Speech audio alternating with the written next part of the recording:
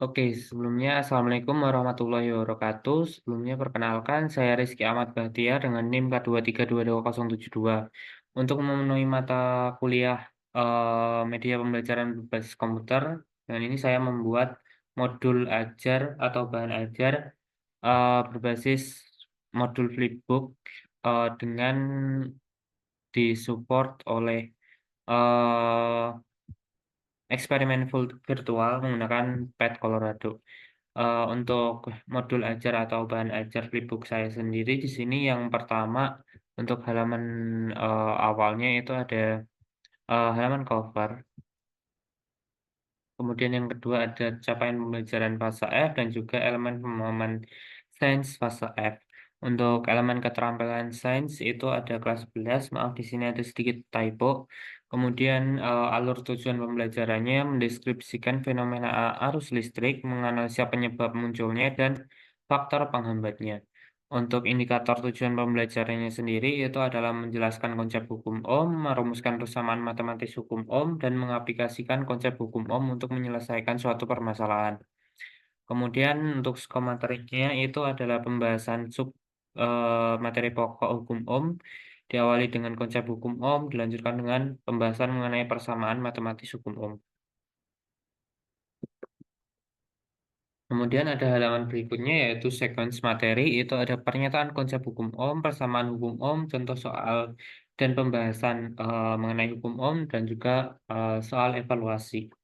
Kemudian untuk materi pembelajaran sendiri itu sebelumnya diperkenalkan dulu konsep arus listrik itu apa, kemudian beda potensial itu apa, dan juga diperkenalkan hambatan itu seperti apa. Untuk visualisasinya bisa menggunakan intuisi sama yang ada di gambar eh, ini. Kemudian untuk selanjutnya itu diperkenalkan persamaan matematis dari hukum Ohm melalui yang ada atau menggunakan tiga variabel yaitu tegangan, arus, dan hambatan. Di mana hukum Ohm sendiri itu menyatakan bahwa besar arus listrik yang mengalir melalui sebuah penghantar atau konduktor akan berbanding lurus dengan beda potensial atau tegangan yang diterapkan kepada dan berbanding terbalik dengan hambatannya. Untuk eh, pembahasannya sendiri itu bisa di-scan melalui kode QR di bawah ini yang dimana siswa nanti bisa melihat video mengenai konsep hukum Ohm dengan lebih jelas dan juga lebih menarik.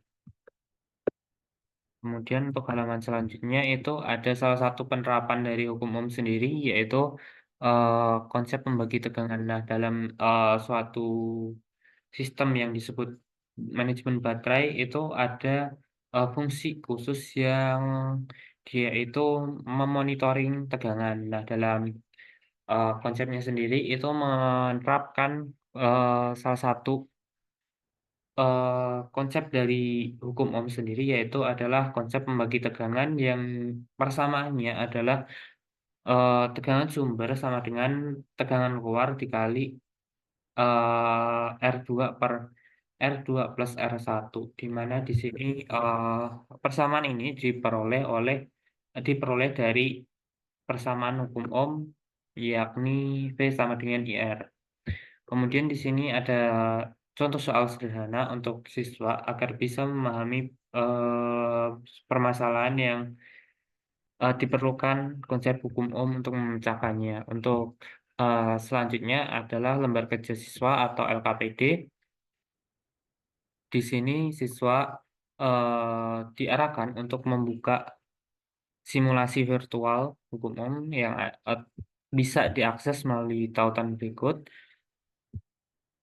Untuk percobaannya itu ada dua, yakni eh, mengetahui di mana variabel bebasnya pada percobaan pertama adalah tegangan, dan variabel kontrolnya adalah hambatan, dan variabel terikatnya adalah arus. Kemudian untuk percobaan kedua, itu variabel terikatnya itu tetap arus, variabel bebasnya itu diubah menjadi hambatan, kemudian variabel terikatnya, kontrolnya adalah tegangan. Untuk analisis datanya itu, bisa, dari simulasi, itu akan dibuat tabel, dimasukkan ke dalam tabel berikut, kemudian setelah simulasi dilakukan, maka bisa didapatkan grafik. Nah, setelah grafiknya itu diperoleh, maka dapat disimpulkan hubungan antara, ketiga variabel tersebut dan diperoleh persamaan dari, hukum Ohm dan juga konsep dari hukum Ohm sendiri. Kemudian untuk, eee, pengumpulan itu melalui scan QR di bawah, siswa nanti bisa scan hasil jawabannya, kemudian dikirimkan melalui link Google Form yang ada di QR code di bawah. Kemudian untuk evaluasi terdapat 5 soal, eee,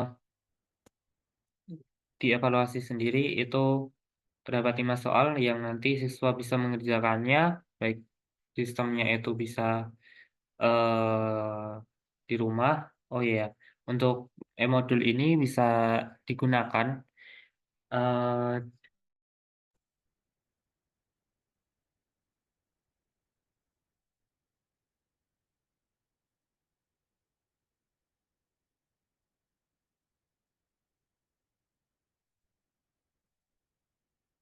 baik mohon maaf, jadi untuk, eee, e-book ini bisa digunakan secara offline ataupun online, di mana jika online siswa itu bisa mengerjakannya di rumah dan dikirimkan melalui, scan barcode,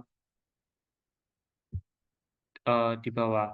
Kemudian jika, offline siswa bisa mengumpulkannya ke guru. Nah, eee, untuk selanjutnya itu ada refleksi diri untuk, pengembangan lebih lanjut dan mengukur bagaimana siswa apakah, modul ini bisa efektif dalam pembelajaran hukum Ohm atau tidak, dan apakah mungkin bisa digunakan untuk pembelajaran selanjutnya atau tidak. Kemudian, yang kedua adalah yang selanjutnya adalah glosarium, di mana di dalamnya itu ada istilah-istilah yang, mmm, membahas kata-kata yang sering digunakan dalam, modul ini. Kemudian ada daftar pustaka. Sekian, mungkin itu saja dari presentasi saya hari ini. Jika ada salah atau kurang kata, saya mohon maaf. Wabillahi taufiq wal hidayah. Wassalamualaikum warahmatullahi wabarakatuh.